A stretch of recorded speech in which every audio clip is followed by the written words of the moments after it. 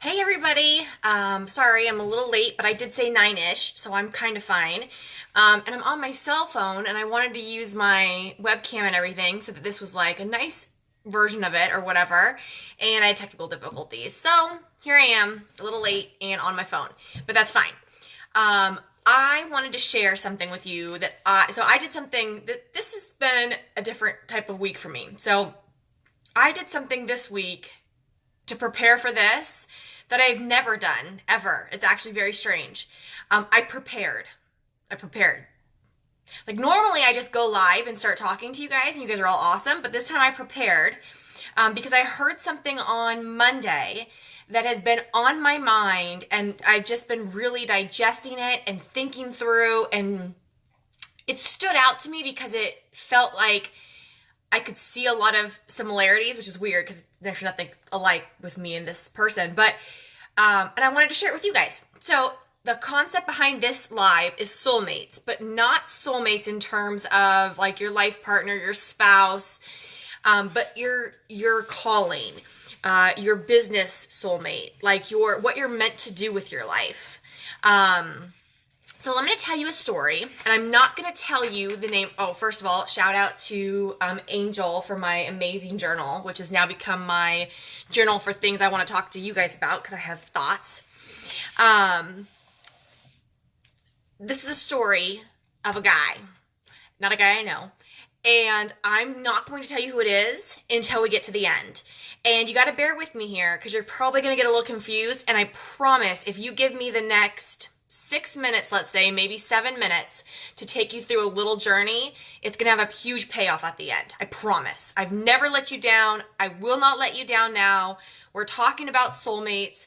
I have a cup that says pour me a beer and tell me I'm pretty. I mean, we are on fire tonight. So get a cup, get something to drink, and let's enjoy the story.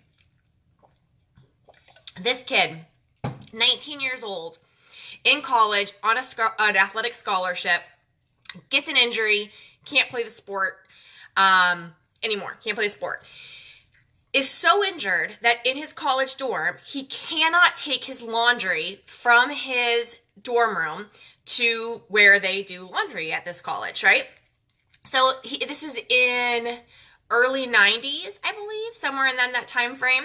So you can't just Google, like, how do I do my laundry when I'm in college and can't walk? So he did what you did in the early 90s when you were looking for a service. He went to the Yellow Pages. Imagine that, kids. The Yellow Pages used to be a phone book that was delivered to your door, and you'd flip through it, and you'd find a business, and you'd call them, and you would talk to them about what you needed. So he called around, and there was nobody in. He was living in Texas at the time. There was nobody that would come to his dorm, pick up his laundry, do it, and bring it back. It was a service that did not exist. So he grabbed a buddy, he's 19, and said, hey, I think we have an opportunity here for a business. No one's doing this right now. I think we should. So they went around, kind of sourced it out, figured out if it was something that people would want or not. And what ended up happening, strangely enough, is they discovered that people did want it, but it was the parents, not the kids. So the next year, their sophomore year, they set up a booth during the freshman orientation, handed out flyers, and just told all the parents, this is something all the kids do. They sign up for this laundry service. It's a great deal. It's cheap. Your kids don't know how to wash clothes. They've been living at home their whole life. So they're going to ruin it. They're going to shrink it in the dryer. They're going to stain it, whatever. You need this laundry service to protect your kids' investment of their clothing. Plus, your kid has things to do like studying. You don't want them doing laundry. That's not what you're paying for college tuition for. And they made $80,000 in prepaid laundry services that first year that they were in business. This is a 19-year-old kid and his friend. 19 and his friend. They ended up expanding that. And for those of you that might be wondering, this is not my brother, although I could see why you would think that. I wish it was. Well, no, I don't. My brother is so much cooler. But anyways, sorry, tangent. But so him and his friend go on. They expand into other schools. They ended up in like 5 colleges. He's dropped out of college at this point. He's like, I've got this easy laundry service.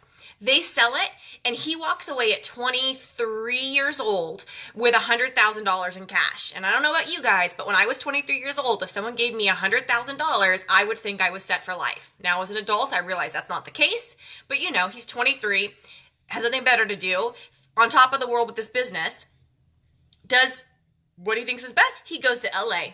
Not to make it big or anything, just to hang out. He's got some friends down there. He's never been. He thinks LA would be cool. And he finds himself sitting at a cafe on Sunset Boulevard. And he's looking around, and on the side of a building is a advertisement for the upcoming Jurassic Park movie.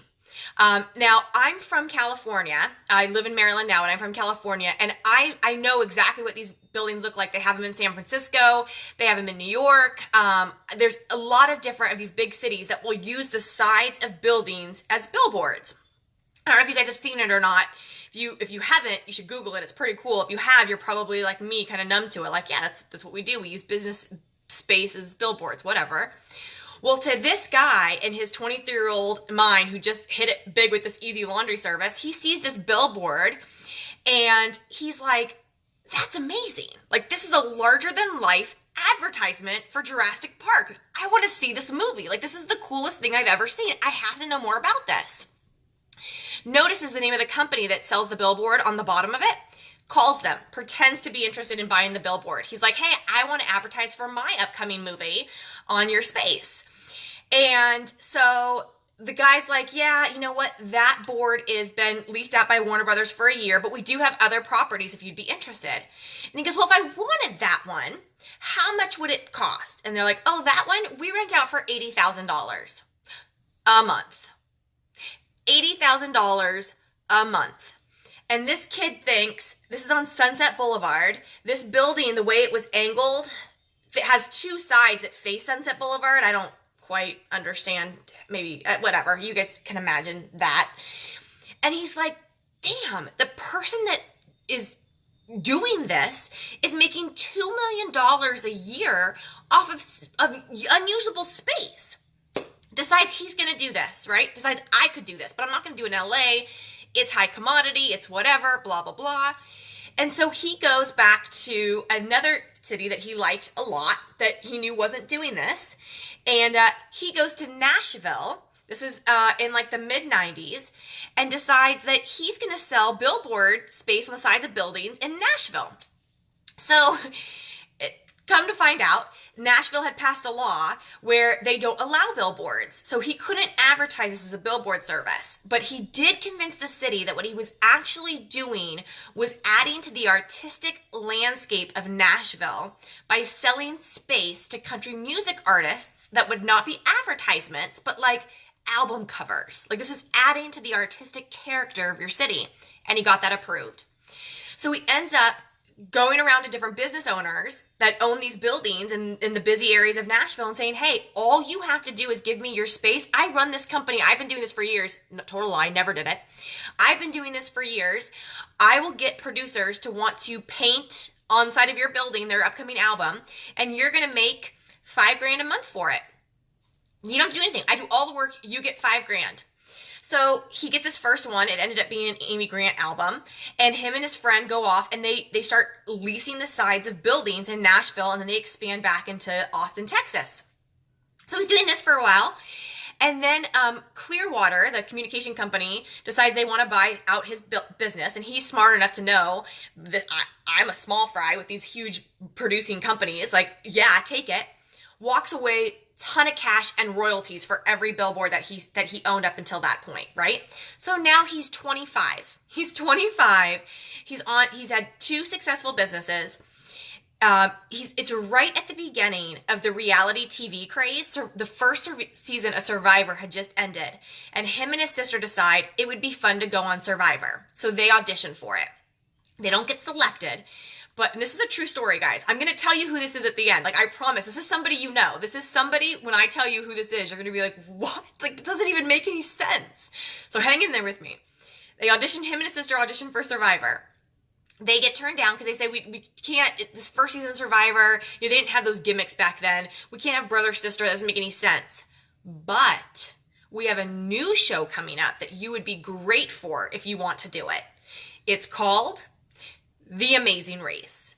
And him and his sister go on The Amazing Race when he is 25, and they come in second place. They were just shy of winning $1 million, which in this interview he says is the luckiest thing that ever happened to him, because he's not sure if he would have had that entrepreneurial hunger if he'd won the $1 million. Okay, so he goes on Amazing Race, comes back, still has plenty of money from his billboard gig, trying to figure out what he wants to do next, and he has this idea to start a reality TV network, like TV network. And so he goes to find out how much it's going to cost. It's going to cost $750,000. He doesn't have that. So he thinks, well, I know all of these people that won reality TV, because he's in that circle now with all the reality TV folks. So he just goes around to them and says, hey guys, look, we can make the content. We're reality TV stars. Give me some of your money and you'll make money off of it. This is a surefire business. And he had plenty of people to invest. Within 2 months, he had $750,000 in content to produce this reality TV network. Have you guys heard of this network? No, you haven't. You know why? Because he could not get Comcast, Time Warner. He couldn't get anybody to give him a slot. They all said that's a bust of an idea. No one took him up on it. It was a total epic failure. He lost the money, and all of his investors, they all lost the money. So he had Easy Laundry, success, he sold it. He had billboards on the side of businesses, success, he sold it. He had Amazing Race, came in second, had fun. He had this reality TV channel, total bust, never made $1 off of it, lost a ton of money. He's depressed. He's trying to figure out what to do with his life.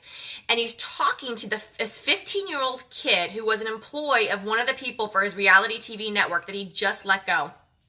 And the kid's talking about how he's taking these driver's ed classes. The kid's 15.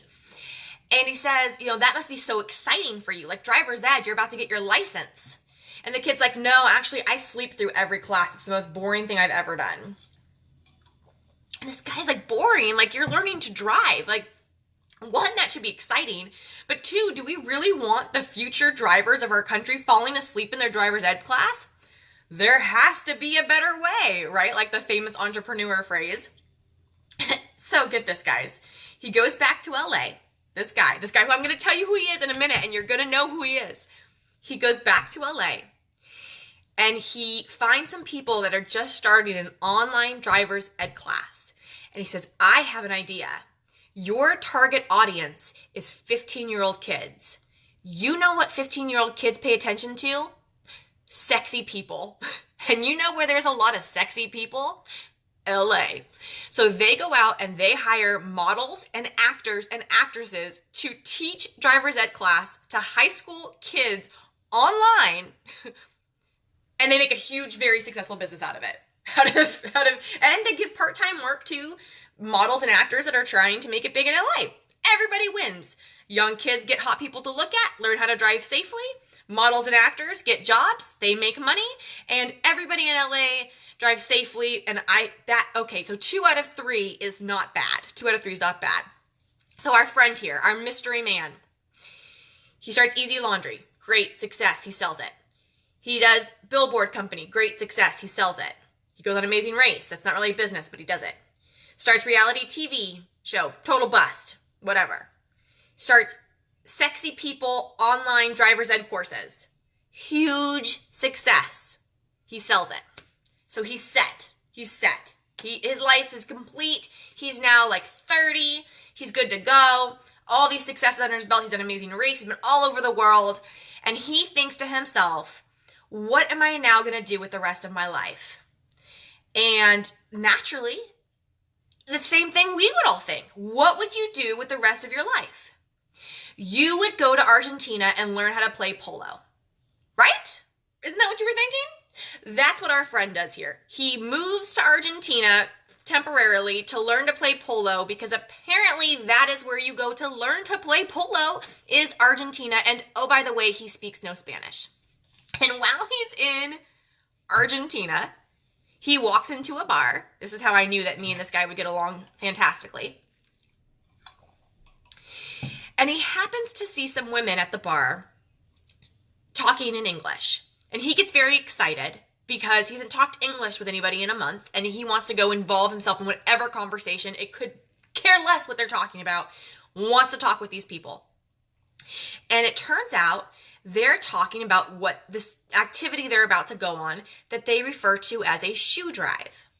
And what they do is they go around Buenos Aires and they collect used shoes from the wealthy families, and they bring them to the poverty villages in Argentina for the kids. And these kids have never owned shoes before.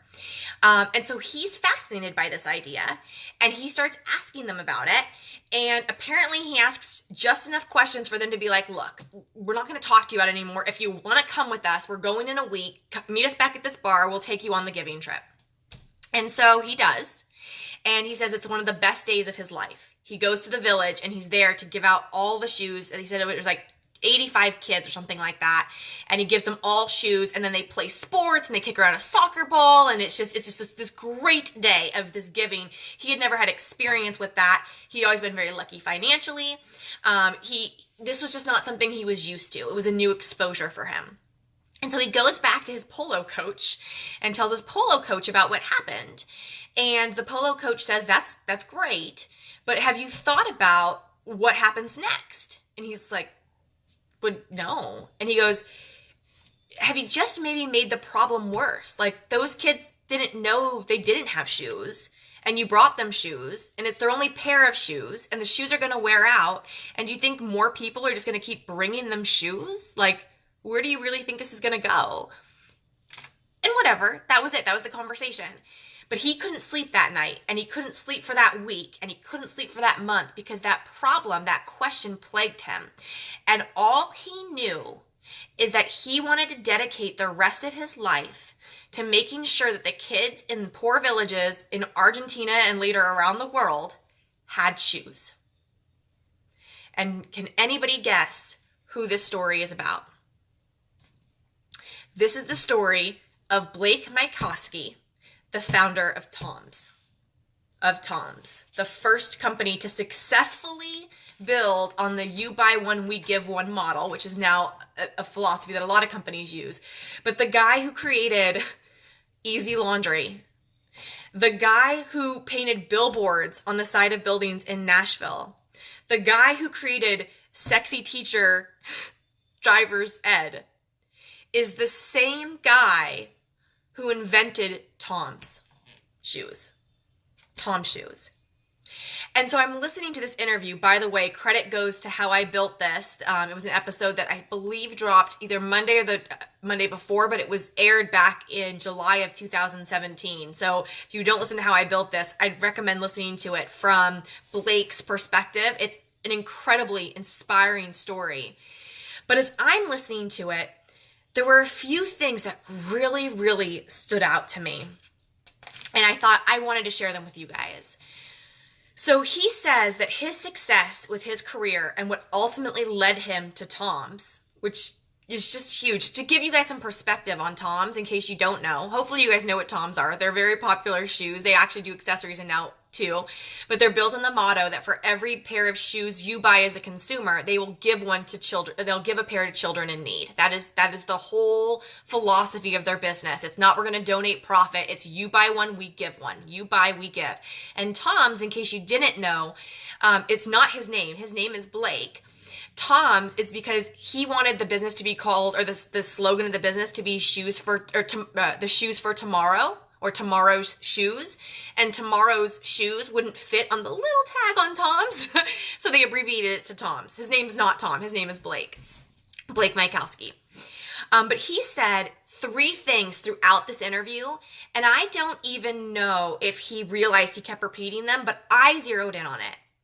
He said to him, it was never about the money. When he was creating these businesses, he was never thinking about the next payday. It was never about the money for him. He wasn't even sure he didn't really realize he was an entrepreneur until he was a few businesses in, and he realized he liked the hustle. But what he really liked, and I thought this was very interesting, is he said he followed his curiosity. His curiosity to finding a laundry service for what he needed led him to start a business to see if other kids needed it too. And they did. And then his curiosity about painting a billboard on the side of a building led him to go to Nashville to see if they would want it too. And oh, they did. His curiosity about why driver's ed wasn't very effective for 15-year-old kids led him to create, and it's not called Sexy People Driver's Ed, but I don't know, Sexy People Driver's Ed. And oh, by the way, it was a huge success. And his curiosity to find out if he started a business on the concept of you buy something and I give something, if people would grab onto that, it worked. So he said he chased his curiosity, and then he said he had several serendipitous conversations. Those were his words, serendipitous conversations. And Tom's went on to be the fastest growing shoe company in history. And in 7 years, had an annual sales number of $450 million a year in shoe sales. In 7 years, he went from not knowing a thing about shoes to selling $450 million worth of shoes a year. And to date, 2017 today, I haven't looked up the new numbers, this was on the interview, they've given away over 70 million pairs of shoes to kids in need. 70 million pairs of shoes. And when I asked him how he got from Easy Laundry to Tom's, he said he followed his curiosity and he had serendipitous conversations. And you know what I think? I'm sure that's what it is. And I'm sure Blake could care less what I think. But let me tell you what I hear when I hear Blake say he followed his curiosity and he had serendipitous conversations. He followed his curiosity. You know what else that is? That's your gut instinct. That's your heart. That's your mind. That is that pull inside of you, that inner voice you have that tells you you should be doing something. You should be doing this. Whatever this is for you, you should be doing this. It's that voice that you can't ever get out of your mind that says, you know what? You should be an artist. You should be a teacher. You should be a coach. You should be a sign language interpreter. We all have it. You should be in marketing. There's a voice that's telling you you should be something. You should do something. And too often, out of fear or out of the thought that we're just crazy or someone telling us that's not possible, we silence the voice. We're like, shut up. You know what I should be doing? I should be going to my 9-to-5 job, 40 hours a week, and providing a safe income for me and my family because that is the way that everybody else has done it. And that is the footsteps that I'm going to follow in because it's safe. But Blake didn't do that. Blake said he followed his curiosity, which I would challenge was his gut. And because of that, he changed the world. He changed the world. And then he says serendipitous conversations. That's a really, really fancy way of saying he trusted in faith. And not everybody has to be religious to understand this. I'm not saying one way or the other. What I'm saying is that the universe will guide you if you're open to it. So if you trust the voice inside of your head and you're open to the universe taking you to the right conversations at the right time, what were the chances that after all of this wild success, he thought to himself, I should go play polo in Argentina. I'm going to do that. Like, how many of you, when I led this up and said, what would you do, said to yourself, I would go play polo in Argentina? If any of you did that, then I'm telling you right now, go play polo in Argentina. Because if that's what you thought, you need to do that. Because none of us thought that. And he thought it, and he did it. And then, at that right moment, he walked into that bar where 3 ladies happened to speak English. And it's the only reason he struck up conversation with them. He knew nothing about shoe giving, about shoe drives. He knew nothing. He wasn't chasing this. He had never created a pair of shoes in his life. And oh, by the way, he wasn't even trying to start another business. But he was in the right place at the right time. The universe led him to where he needed to be. And then that night, he couldn't sleep because he heard the voice in his head say, you were meant to do this. What is going to happen to those kids when those shoes wear out? And what about all the other kids in every other village? Blake, you were meant to do this. You walked into that bar for a reason. You talked to those women for a reason. They gave you the ability to go on this drive for a reason. And he followed his curiosity. He trusted in the universe, and it led him to the biggest success of his life, which he called his business soulmate. The other businesses, there was one pattern. He built it, he walked away from it. He built it, he walked away from it. He built it, he walked away from it. Guess what he did in Tom's? He built it, and in 2012, he walked away from it. You weren't expecting that, were you? In 2012, he walked away from it because he built it, and he walked away from it. It's what he did. A year later, he was so depressed without his business soulmate that his wife, his partner, his real soulmate, said, go back to Tom's. Just go. You need to go back. And he went back. He went back, and he's still there today because he believes in the mission. He believes in the drive. He found what he was meant to do. He was meant to figure out a way to bring shoes to these kids. And in that process of following that drive, that ambition, that desire to do something bigger than himself, he's given away 70 million pairs of shoes to kids in need. And then the final thing I would say that I took away from this, and he didn't mention this, but it was really powerful to me, is he never stopped believing in himself. Even when he had that reality TV show failure, like, he didn't talk about this. If anybody knows Blake Mykowski, tag him in this or something, because I want Blake to hear this. Not that he cares about me. Hi, Blake. My name is Danielle. Nice to meet you. Not that he cares, but he needs to know this. In his failure of the reality TV show, he was still open enough to listen to the universe, to talk to a 15-year-old kid about his driver's ed class. And in his failure, he's still basking in the failure of losing so much money for him and his friends in this reality TV show circle. He thought, I have an idea. There has to be a better way. And that led him to the sexy driver's ed classes, which gave him enough money to sit back and think, I want to go play Argentinian polo. And then that led him to those ladies, which led him to Tom's, which led 70 million kids to have new shoes. So if anything from the story of Blake and learning about what it means to find our soulmate in business, I would say it's not really that much different than finding your soulmate in your partner in life. You follow your curiosity, meaning you trust your gut. You listen to that inside voice. You tune into it. Tune in to that inner voice, because I promise you it knows what's best for you. Don't shut it up. My inner voice has been telling me for years that I should be talking to people about the things that inspire me. It has been telling me for years, and I have not done it for 1,004 different reasons, probably all the same reasons why you're not doing what your inner voice did. And finally, the right person in the right moment in my life in a serendipitous conversation challenged me to get in front of people and start doing it. And I'm following that curiosity, and I'm seeing where it goes. And I don't know where it's going to end up, but I know I have found my calling because I did the things that Blake said to do.